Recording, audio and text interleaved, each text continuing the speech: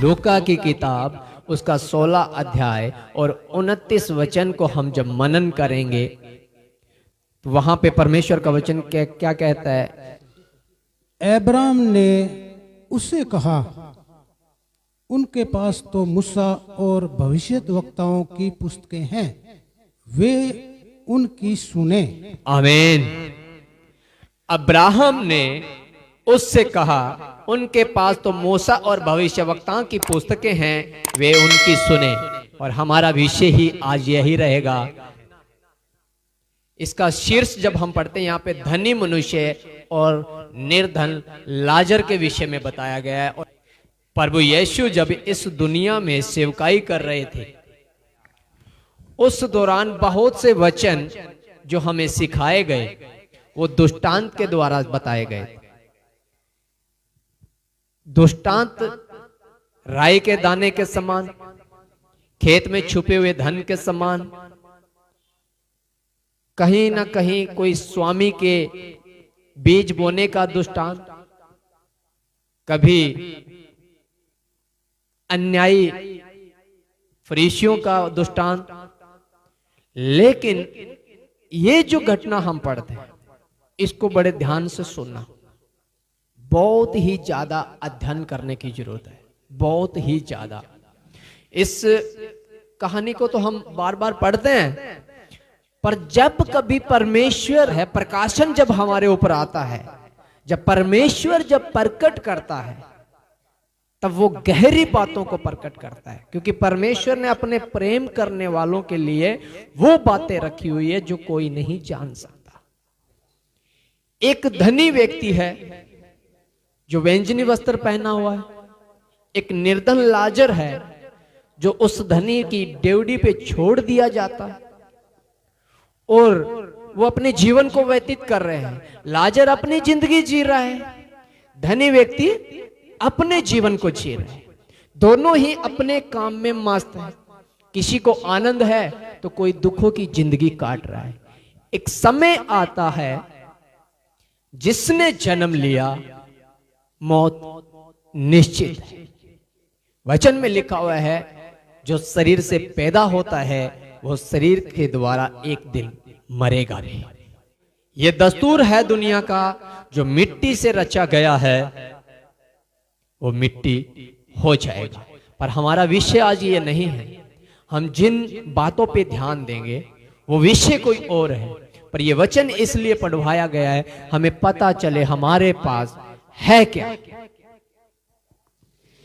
एक ऐसा व्यक्ति जो दुख भरी जिंदगी को काट रहा है और एक ऐसा आनंद के साथ जीवन को व्यतीत कर रहा है, और एक समय आता है पासा पलट जाता है, दोनों ही मर जाते हैं। और दोनों ही जब मरते हैं एक को गाड़ दिया जाता है और एक की आत्मा को वचन कहता है स्वर्गदूत उठा करके अब्राहम की गोद में डाल देते हैं। कहानी पलट गई। हालेलुया। जो बाहर था वो भीतर हुआ और जो भीतर था वो बाहर हुआ। एक पल में कहानी पलट गई। पर विषय ये भी नहीं है, शिक्षा ये भी नहीं है। जो मैं आज बताने चाह रहा हूं वो विषय ही कुछ और है, लेकिन ये इसलिए बता रहा हूं कि ये वचन हमें समझ में आ जाए। एक कहां चला गया नरक और एक कहां चला गया स्वर्ग। अब जो नरक में पड़ा हुआ है, हमने तो नहीं सुना कि नरक में से कभी सुसमाचार आएगा, क्योंकि परमेश्वर का वचन तो स्वर्ग से आता है। हालेलुया। जब इस वचन को पढ़ा पता चला नरक में भी प्रचार हो रहा है।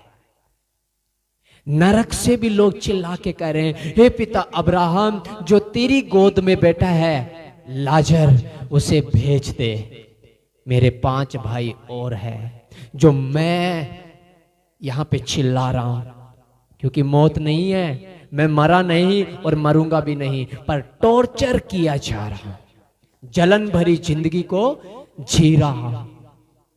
सोच के देखो, ये कहानी नहीं है।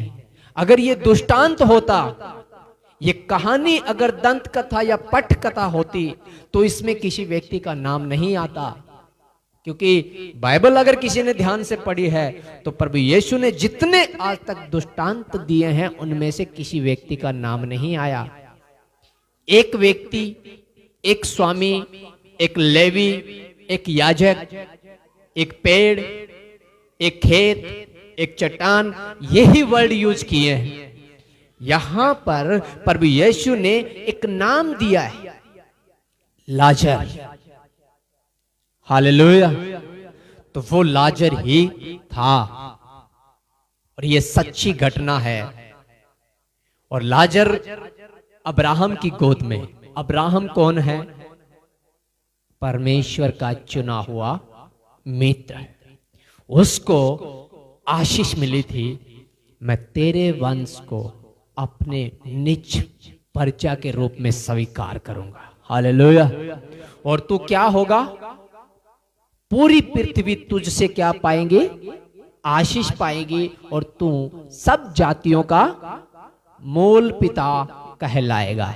सब जातियों का, पूरी पृथ्वी का पिता कहलाएगा।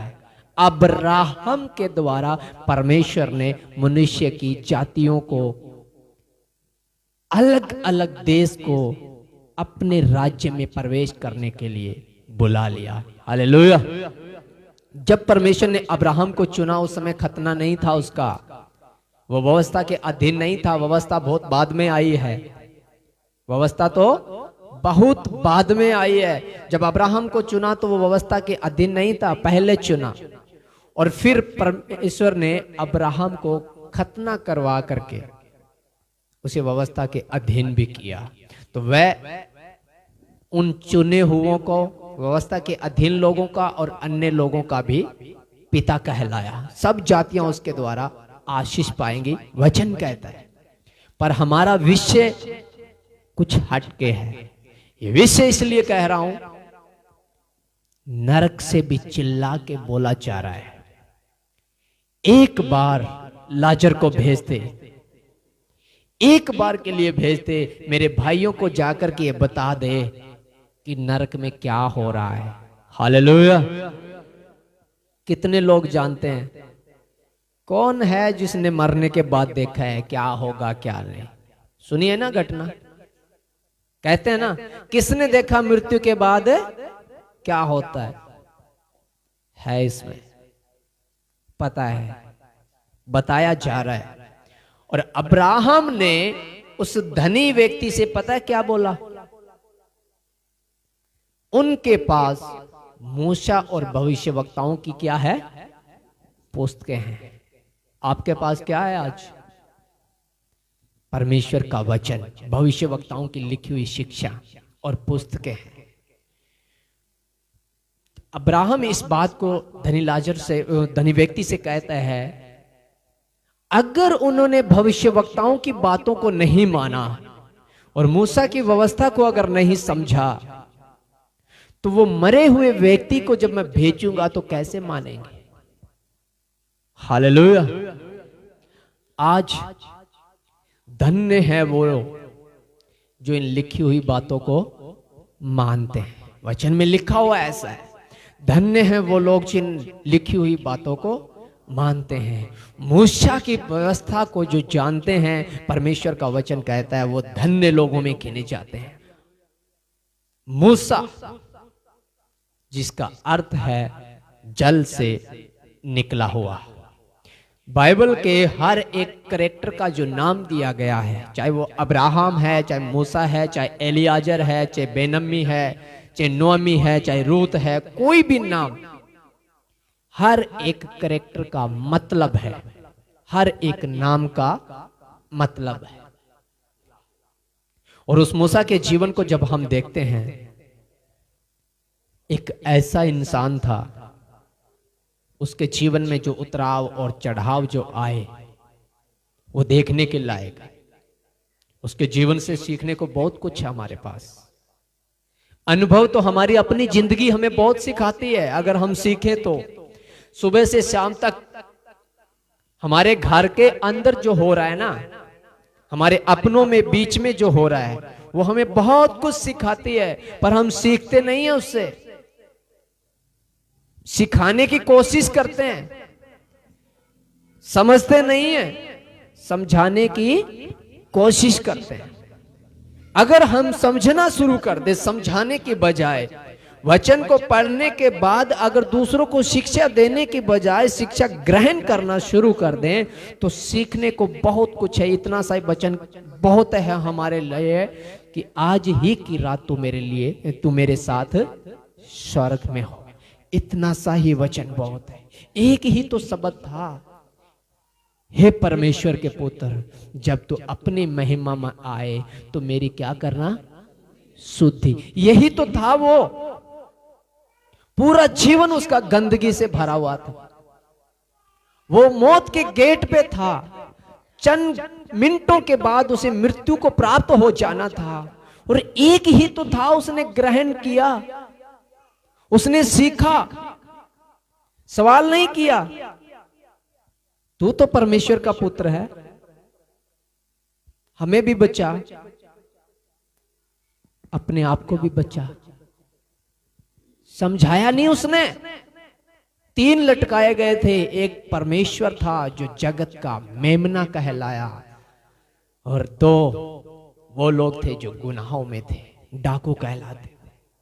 भविष्यवाणी के अनुसार उसकी लौट को, उसकी मृत्यु को, उसके शरीर को डाकुओं के साथ गिना गया, अपराधियों के साथ गिना गया।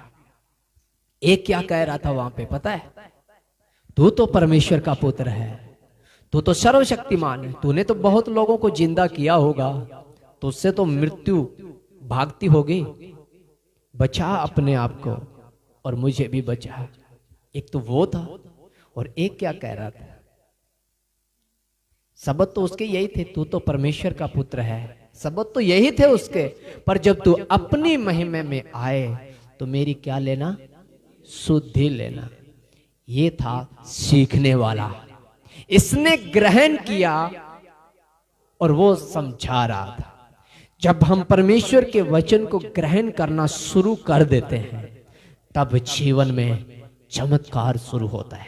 हालेलुया, चमत्कार शुरू होता है। और वो चमत्कार क्या है कि हम नरक में क्या हो रहा है वो देख पाते हैं। पढ़ रहे थे आज तक इस वचन को, एक बार नहीं, मुझे पता है 10-10 साल से, 12-12, 15-15 साल से कलीसिया बैठी है यहाँ पे, पढ़ रहे हैं 15 साल से, मैंने पढ़ा है। पर जब समझाने की कोशिश करता था तब कभी समझ में नहीं आया। जब समझने की कोशिश की गई तो पता चला नरक में भी चिल्ला के परमेश्वर की महिमा हो रही है। एक बार भेज दे, एक बार मेरा घर बचा ले, मेरे भाई को बचा ले। कौन गया नरक में, किसने देखा क्या होता है? मैं कहता हूं देखा जिसने, उसकी बात आ पहुंची हमारे पास। अब्राहम ने तो मना कर दिया, लेकिन जो स्वर्ग से आया था उसने हमें बताया। हालेलुया, प्रभु यीशु ने हमें बताया, क्योंकि वो स्वर्ग से आया था और अब्राहम स्वर्ग में। और अब्राहम ने कहा था, हे मेरे पुत्र, किससे बोला पता? उस धनी व्यक्ति से। हमने सुना है परमेश्वर दयालु है, हमने सुना है परमेश्वर दया करने वाला परमेश्वर है। वो दुष्ट था, उसको नरक में तो डाल दिया गया, लेकिन अब्राहम उससे एक ही आवाज में बोल, हे मेरे पुत्र, तेरे और मेरे बीच में एक खड्डा, गहरी खाई है, ना तू मेरे पास आ पाएगा और ना मैं तेरे पास जा पाऊंगा। एक गहरी खाई है, इसलिए तू जहां है वहीं रहे और मैं जहां हूं वहीं रहूंगा। हालेलुया। और उस बात को अब्राहम ने मना किया। अगर वो बाइबल को पढ़ करके नहीं मानते तो भविष्यवक्ता अगर उतर के हमारे बीच में चंगा और उड़ाने वाला व्यक्ति मनुष्य को उड़ा दे अपने हाथ से अगर आ गया तो हम कैसे समझेंगे, कैसे मानेंगे? अब्राहम कहता है जब वो मूसा की बातों को नहीं समझे, अगर वो भविष्यवक्ताओं के वचनों को नहीं मान रहे हैं, जो उन्हें सिखाया गया उनको नहीं मान रहे हैं, तो मरा हुआ व्यक्ति जिंदे व्यक्ति को क्या बताएगा? ये नजर आया, मुझे नजर आया। मैंने भी एक व्यक्ति से कई बार मेरी बात हुई, परमेश्वर का दास मेरे घर पे आया था, उसके साथ एक लड़का था और उसने मुझसे कहा कि ये जो लड़का है ना, इसमें पवित्र आत्मा का अभिषेक है। और इसके अंदर पवित्र आत्मा आती है और पवित्र आत्मा 4 दिन पहले की और 4 दिन बाद की घटना हमें बताती है और हूबहू वैसा ही हो जाता है। हालेलुया। क्योंकि हम पवित्र आत्मा का कभी भी विरोध नहीं कर सकते। सच था ये होगा, पर मैंने एक ही बात पूछी। आप परमेश्वर के दास हो, आप पास्टर जी हैं, परमेश्वर ने आपको काम सौंपा, अच्छी बात है, पर जो उसके पास है आपको क्या बेनिफिट है? हालेलुया। उसे जो 4 दिन पहले बताती है और 4 दिन बाद की घटना बताती है, उसका बेनिफिट आपको क्या है? आपके पास क्या है? बेनिफिट तो उसका है। हम एक ही चेयर पे, एक ही बस में, एक ही जगह जा रहे हैं और एक ही सीट पे 2 व्यक्ति बैठे हैं। बगल वाले के पास अगर टिकट है तो मुझे बेनिफिट क्या है? क्योंकि जब फ्लाइंग आएगी तो मुझे तो हर्जाना भुगतना ही पड़ेगा। किसी के पास अगर वरदान है तो वो तो वरदान उसने कमाया है, वो तो उसके लिए है। आपके और मेरे पास क्या है? पवित्र आत्मा हमारे पास है या नहीं, मतलब तो उसका बनता है। परमेश्वर का वचन मेरे जीवन में काम कर रहा है या नहीं। बहुत चले गए हैं यहां से, और मैंने कहा भी था जाएंगे दौड़ के। धुरंधर योद्धा जो कहते थे ना, जो छिपकली बनते थे। छिपकली का मतलब समझते हैं?